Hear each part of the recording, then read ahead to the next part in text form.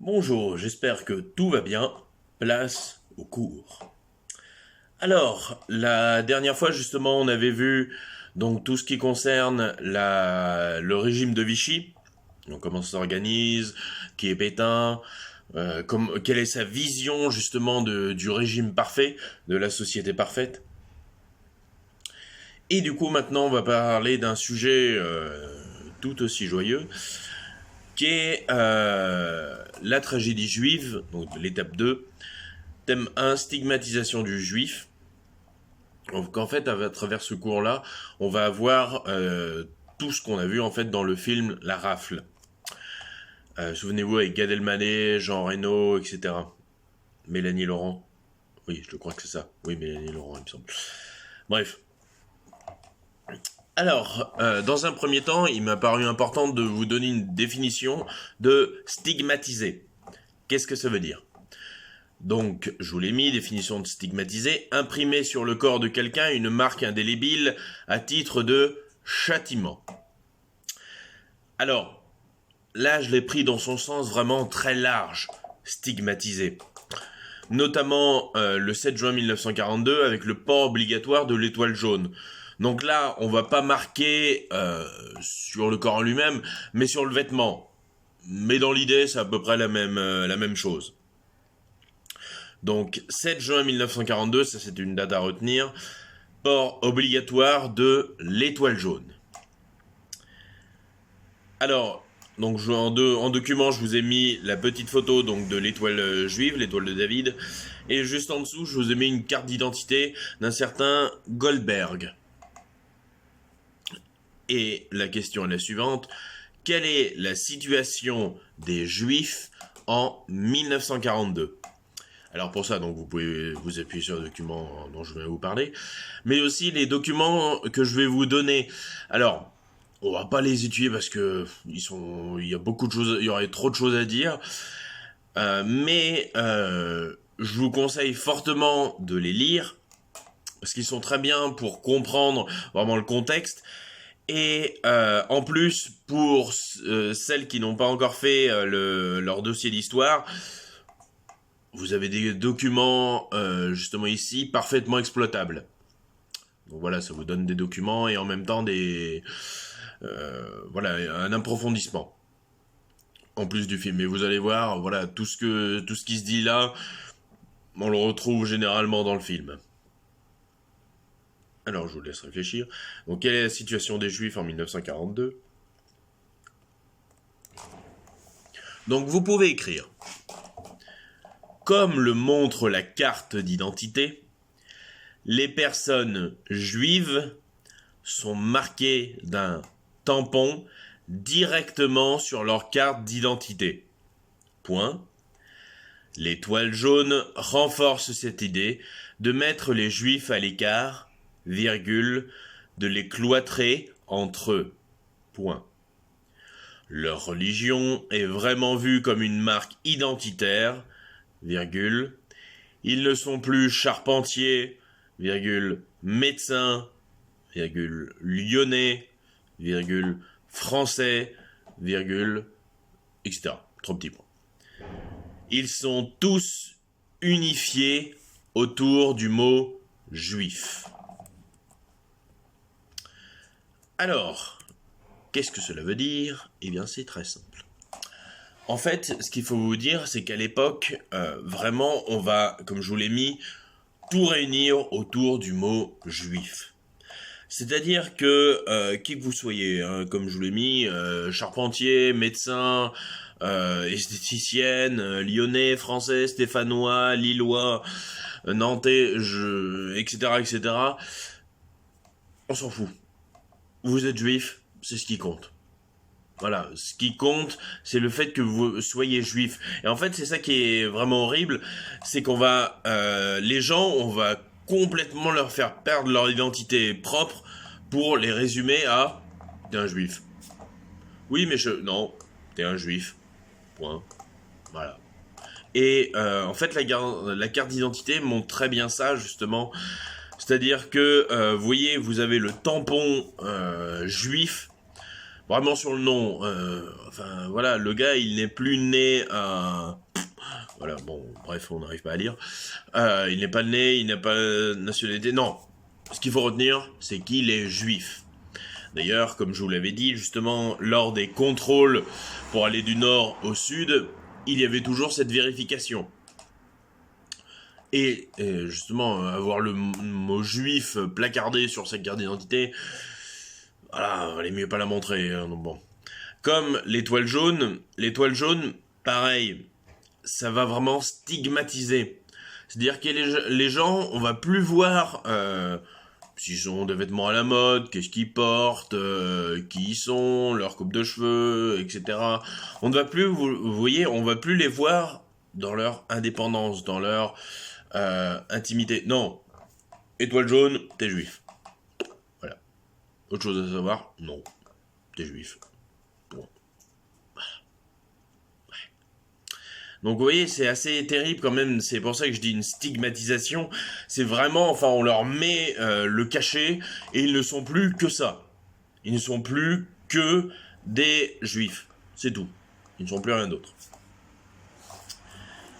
Alors, quelle est la position du gouvernement de Vichy vis-à-vis de la déportation des juifs ? Alors ça, on l'avait vu dans le film, mais c'est aussi marqué dans le petit encadré qui est en bas, le petit encadré en bleu, ainsi que justement le document suivant. Alors, vous pouvez écrire, en petit, ou forcément.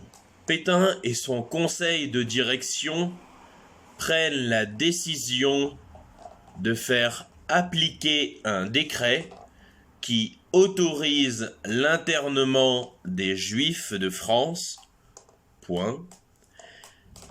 Il décide de réquisitionner les policiers en annonçant un, entre guillemets, plan de guerre. Fermez les guillemets. Au préfet de police. Préfet de police au pluriel. Hein. Enfin, préfet du moins au pluriel. Point. CCES, derniers chargent leurs hommes de faire ce qu'on leur demande, sans poser de questions, sous peine de graves conséquences. Alors, voilà comment réagit le gouvernement de Vichy.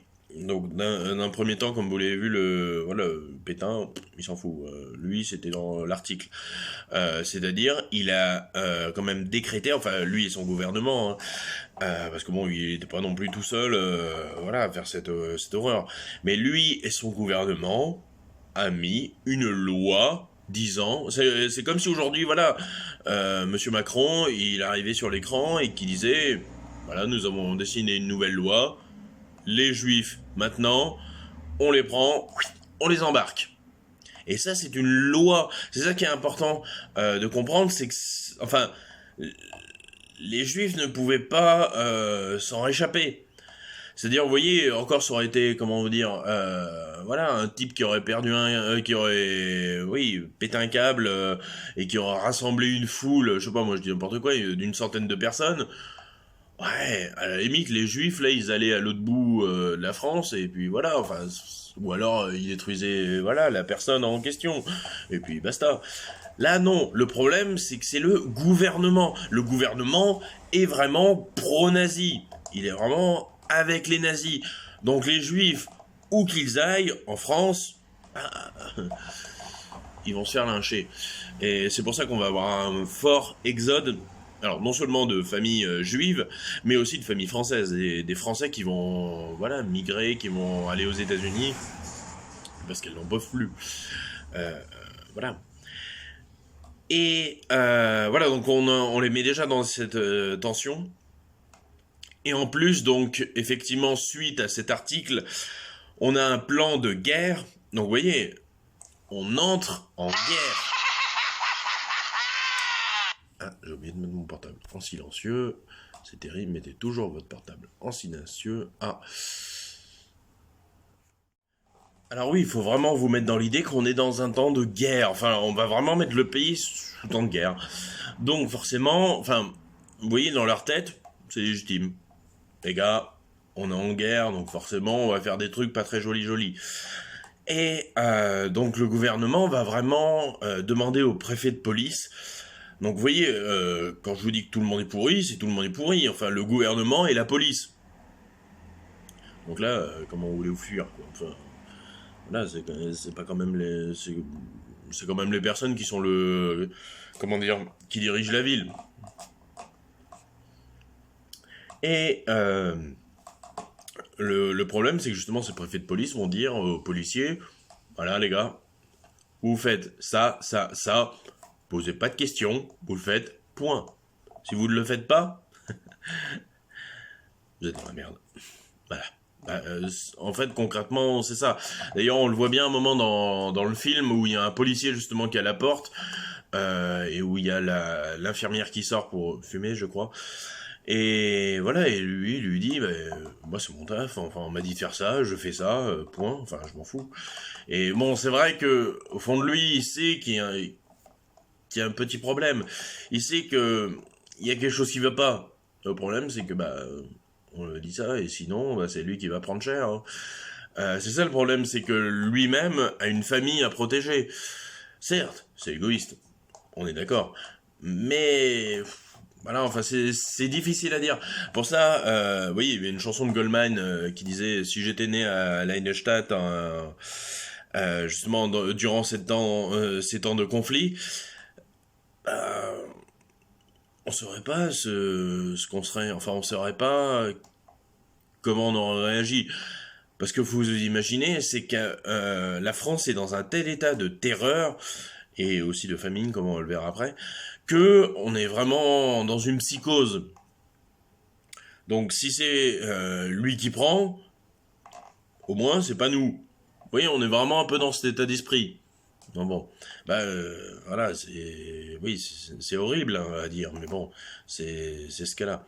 Et le policier, justement, voilà, il est là, oui, mais moi aussi j'ai une famille, enfin voilà, non bon, c'est, oui, mais non, on nous a dit, tu fais ça, sinon, conséquence, ok, bah voilà, c'est leur job, hein, donc bon, mais bref.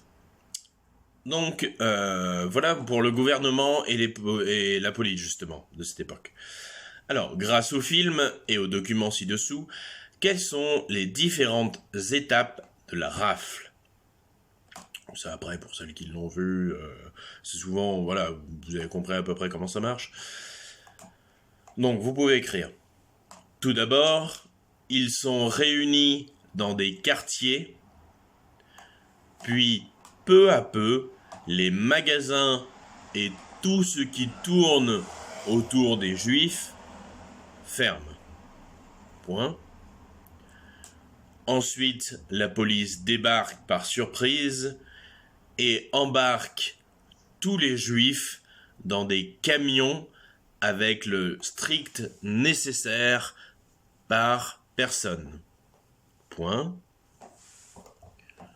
Puis, tous les juifs se retrouvent au vélodrome d'hiver du Veldiv. Je vous explique après. Point. Comme nous l'indique le document, ils sont confinés dans des conditions désastreuses et inhumaines. Point.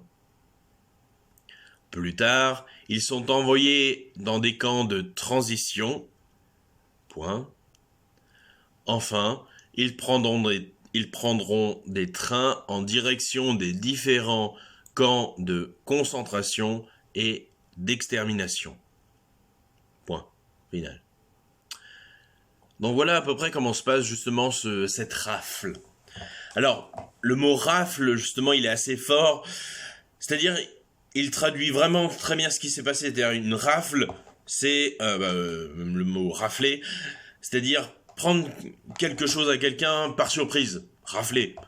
Rafler la mise, rafler quelque chose. Voilà, c'est prendre quelque chose de manière rapide. Et là, c'est ce qui se passe. Les juifs, déjà, on les avait mis dans des quartiers. Donc forcément pour les policiers quand ils sont venus, c'était beaucoup plus simple. Ils savaient qu'avec des juifs, normalement, ils allaient pas chercher midi à 14h. Et tout ça, voilà, tous les juifs, pouf, on les prend, on les embarque.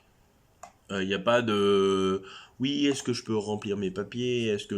Non, tu prends tes affaires, tu fais tes valises en 2-2, et on y va, comme on l'a vu dans le film, justement. C'est vraiment quelque chose de précipité, pour éviter donc des mouvements de foule, une sorte de révolution. Voilà, on fait ça rapidement et de manière brutale. Et ensuite, donc, tous ces juifs, on va les rameuter au vélodrome d'hiver du Veldiv. Donc, à la base, le vélodrome, comme son nom l'indique, c'était un circuit de vélo. Donc, c'était quand même un stade assez grand qui pouvait contenir pas mal de personnes. Et d'où le nom Veldiv, c'est parce que c'était le vélodrome d'hiver. Donc, c'était quand voilà, les circuits étaient faits en hiver. Et le problème du Veldiv, c'est que certes, il est assez grand pour accueillir un nombre de personnes assez conséquent, mais pas sur la durée.